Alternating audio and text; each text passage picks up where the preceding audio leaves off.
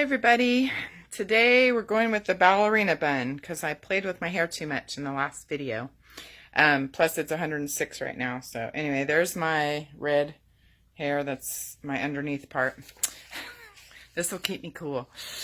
Anyway, today I want to talk about the most popular types of intermittent fasting. And this is interchangeable with the word, let's see, intermittent fasting or time restricted eating. I think I didn't really mention that in the last video. So this type of fasting is considered short term, less than 24 hours. After that, you get into extended fasting, which is different. So anyway, the most popular type, I'm kind of reading this so I give you good information. The most popular type is 16-8 protocols. So you fast for 16 hours and your eating window. I like to call it an eating window. Some of them call it a feeding window. That sounds kind of weird to me, like we're animals or something. I don't know.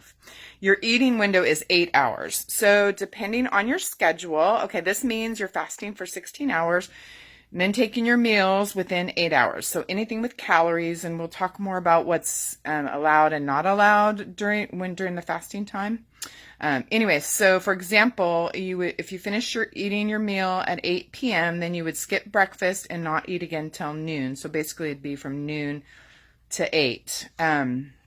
For early birds, I don't think this is a good schedule, so each person would tailor it around their schedule. For me, I start work at 6 in the morning, so I usually break my fast around 8 in the morning, maybe 9 at the latest, and then I stop eating early because I go to bed at 8:30 or 9 because I get up so early. And I'm trying to get good sleep, as we've discussed.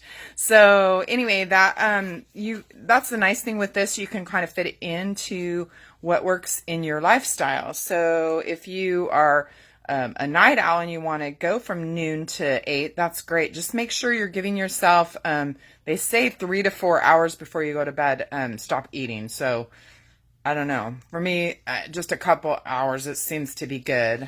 You just don't want to go to bed on a full stomach. Okay, then there's the 12 by 12 protocol, which is basically 12 hours of eating and 12 hours of not eating. So it's pretty straightforward.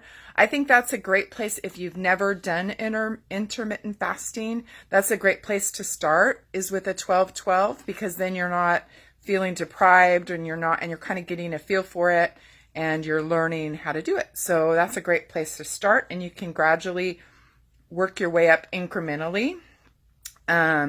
So in the next video, I'm going to talk about 10 things to do before you start intermittent fasting. So don't start yet. And certainly don't start without, remember, I'm not a doctor, I'm not a nutritionist, so be sure to check with your doctor before you do any changes to your health. That would affect your health. Okay, and then there's another protocol. It's called 5 by 2 protocol, which basically means you eat normally for 5 days a week, and then 2 days a week you restrict your calories to 500 to 600 calories a day. So that's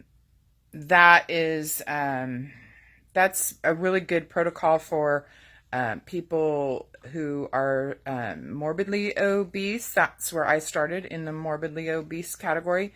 Although, like I said, I didn't do most of my weight loss. Only the last 35 pounds were with intermittent fasting. The first, 65? First 65 were just with diet and lifestyle changes. Anyway, and then the last one within the intermittent fasting, which again is 24 hours or less, is the Eat, Stop, Eat, which is basically 24 hours, and it's kind of like one meal a day. So, and you would only do this once or twice a week, fasting from one dinner to the next, and then eating responsibly for the other 5 days. So this is the group, one meal a day. There's groups that practice this. Personally, I'm not a huge fan. It doesn't work for me. But it is an option if you wanted to try, to see if you could do that. I wouldn't start with that. If you're new, I would start with a 12 by 12 or, 14 by whatever that is.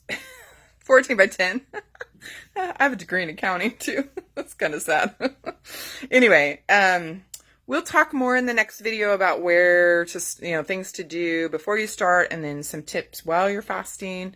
And then I will tell you exactly what I'm doing. It's a little bit modified from the 16-8, which is pretty much where I started, but I've added some extended fasting in there, and I'll explain that later.